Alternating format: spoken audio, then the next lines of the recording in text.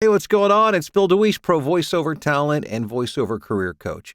I hope you're doing well, that you're staying safe, that you are staying healthy, and that business is booming, or if not, that at least you're hanging in there and doing the things that you need to do to make sure that things continue to move in an upward trajectory for you, even throughout these coronavirus times. And I know it's interesting. I've talked to some folks who, their clients are actually giving them more work that's coronavirus related.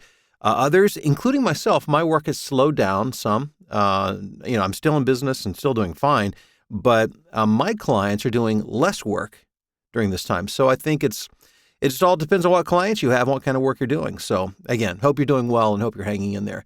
A question that I've received numerous times. People have asked me, they've emailed me this question. I thought today would be a good time to talk about this, and that is AI, or artificial intelligence, in voiceover. It's affecting all areas of our lives, and of course, there was no doubt that at some point that it would play a part in voiceover. And what it has done, it has taken this more, the speech to text that we used to be able to get through our computers, and still can get, which was very non-human sounding. And now they've been able to take human voices and somehow, and it's beyond my understanding of how this works, but you feed in the text and what you get back is a very human-sounding reading of a script. And so the question is always, well, does this mean that voiceover someday will not be like what we know today? Will it end up taking over my work, my job, my opportunities?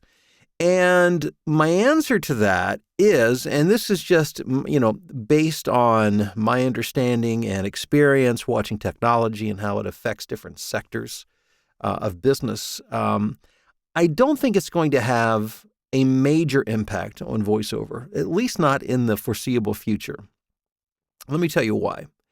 First of all, let's talk about why would somebody want to use a service like this? And like, for instance, one that I know of is called Speechelo, speechelo.com. It's cheap, it's low cost, and it sounds as if it's actually been a human voice that has recorded the words, and somehow they're being assembled based on the script that you give it. And it does an amazingly good job at sounding at least not completely contrived. But what it lacks, and this is where I think the downfall will be for AI and automated type systems of this sort, is that the thing that really drives voiceover is a sense and understanding of context by the person who's reading it, which results in emotion. Emotion is what really drives communication. It's what drives believability. It's what compels somebody to listen to what's going on.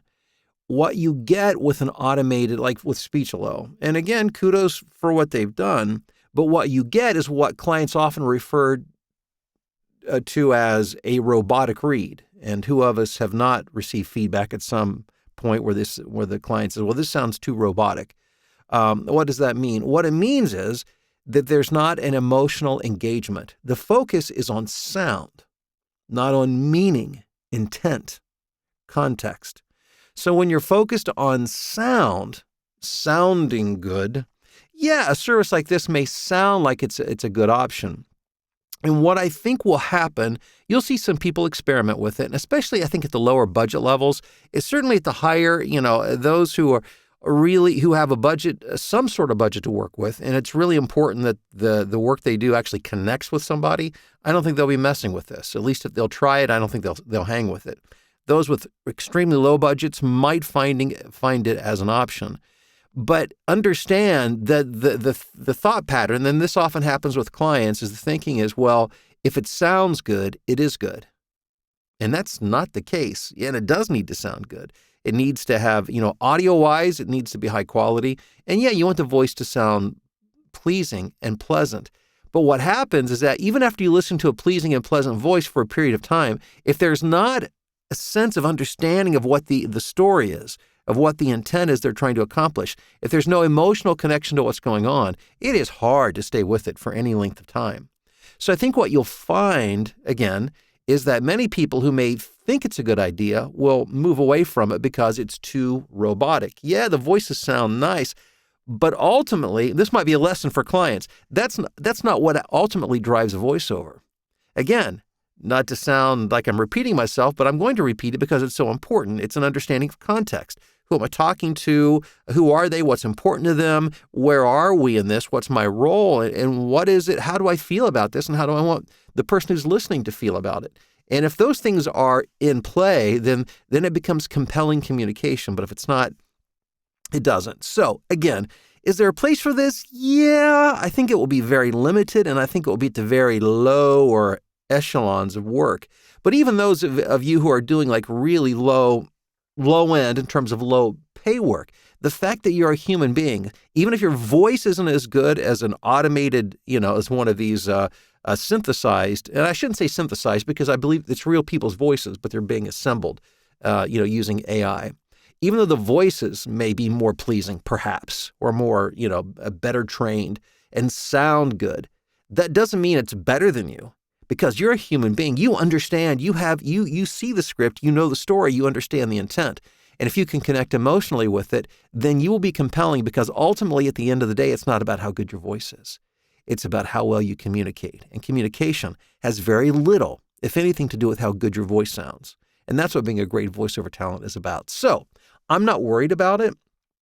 I think, over time there will be, it will get better with time. But again, you can't train a computer to feel. You just can't.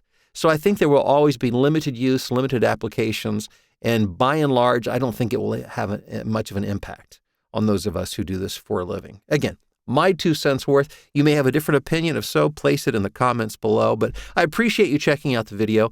And leave a comment, subscribe, share. And if you really want to learn how to, I've talked about communicating. If you want to learn how to be a good communicator, how to understand context, how to understand the story, the intent, and how to use emotion to connect and be compelling to get more work and get more repeat clients, then I want to encourage you to find out more about my voiceover training, my all-inclusive mentoring, coaching, teaching program called the Voiceover Blueprint. I will have a link below. So check it out. I wish you great success, and I look forward to talking to you again very soon.